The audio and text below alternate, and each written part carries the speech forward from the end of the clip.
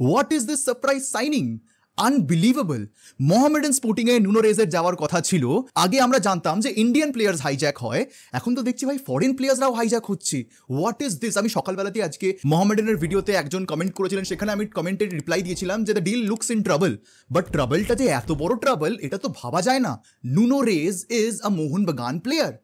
What an outstanding signing by Mohun Bagan. What a hijack once again. এবং এই সাইনিংটা একটা extraordinary signing বলে আমি মনে করি মোহন বাগানের জন্য, বিকজ যেই জায়গায় মোহন বাগানের সমর্থকদের দাবি ছিল যে একটা সাইনিং করো, সেই সাইনিং ফাইনালি মোহন বাগান কমপ্লিট করে নিয়েছে। এবং আমি জানি না যে কি করে সাইনিংটা হলো বা অবভিয়াসলি যে এখন মোহন বাগানের প্ল্যান কি, বাট এইটুকুন তো 100% শিওর যে এই মরশুমে মোহন বাগান 7টি বিদেশি নিজেদের দলে রাখছেন, যার মধ্যে 6টা বিদেশি রেজিস্টার করা হয়েছে আইএসএলে এবং একটি এক্সট্রা ফরেনার নুনো রেজকে তারা দলের সাথে যুক্ত করে রাখছে। যদি প্রয়োজন মনে হয় অন্য এক বিদেশিকে আনরেজিস্টার করে এই নুনো রেজকে রেজিস্টার মোহনবাগান করতে পারে। বাট এখন এক্স্যাক্টলি এই মুহূর্তেই কোনো প্ল্যান আছে কিনা এখানেও কিন্তু কোনো রকমের আইডিয়া নেই, যে কোনো বিদেশির কি চোট হয়েছে যেটা এখন এই মুহূর্তে সারছে না, নাকি কি এক্স্যাক্টলি প্ল্যান মোহনবাগানের, নোবডি নোজ। এবং এটাকে আরেকটু অ্যানালাইজ করতে হবে এটা বোঝার জন্য যে মোহনবাগান কি প্ল্যান নিয়ে নুনো রেজকে সাইন করেছে।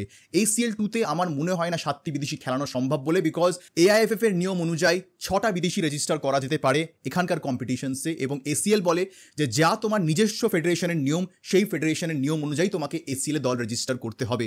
তাহলে সেক্ষেত্রে নুনো রেজকে কি তারা ACL এর কথা মাথায় রেখে জেমি ম্যাকলারেনের জায়গায় রেজিস্টার করবে? This can be an option. হয়তো ম্যাকলারেন ACL এর আগে ফিট হবেন না, তাহলে সেই ক্ষেত্রে যাতে ACL এর কোনো রকমের অসুবিধা না হয়, তাহলে ম্যাকলারেনকে নিজের মতন সময় দেওয়া হচ্ছে রিকভারি করার, এবং ACL এর কথা মাথায় রেখে হয়তো ম্যাকলারেনকে আনরেজিস্টার করে ACL এর জন্য নুনো রেজকে তারা রেজিস্টার করবে, যাতে দলের ব্যালেন্স মেনটেন হয়। And if that is the case, তাহলে মোহনবাগান কিন্তু একটা মাস্টার স্ট্রোক সাইনিং করেছে। আই থিঙ্ক দলের ব্যালেন্স এই নুনো রেজের সাইনিং এর জন্য বাড়বে, এবং নুনো রেজের সম্পর্কে বিস্তারিত ভিডিও খুব শিগগিরই আসবে, সেটার জন্য অপেক্ষা করো।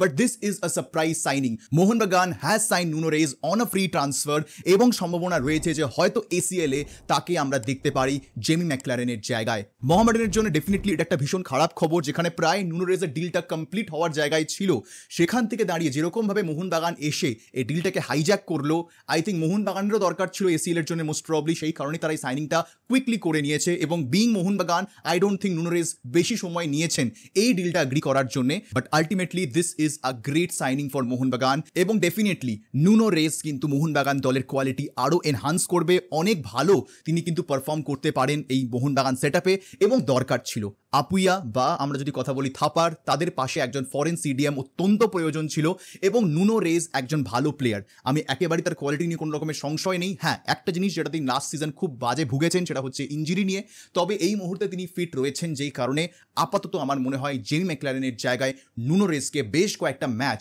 মোহনবাগান কিন্তু খেলাতে পারে, এবং পরে ম্যাকলারেনকে হয়তো ইন্ট্রোডিউস করা যেতে পারে ACL এ, কারণ ACL এর একটা উইন্ডো নয়, ACL এর অনেকগুলো রেজিস্ট্রেশন উইন্ডো রয়েছে, যেটা কিন্তু মোহনবাগানকে সাহায্য করবে বলে আমি মনে করছি। But very very good signing for Mohun Bagan. তো দ্যাটস দ্য ভিডিও গাইজ, ডিটেলসে ভিডিও খুব শিগগিরই আসছে, তো সেটার জন্য অপেক্ষা করো। বাট আপাতত আজকের ভিডিও আমি এখানে শেষ করছি, দেখা হবে তোমাদের সাথে পরের ভিডিওতে, আর এই ভিডিও দেখার জন্য তোমাদের সবাইকে জানাবো ধন্যবাদ।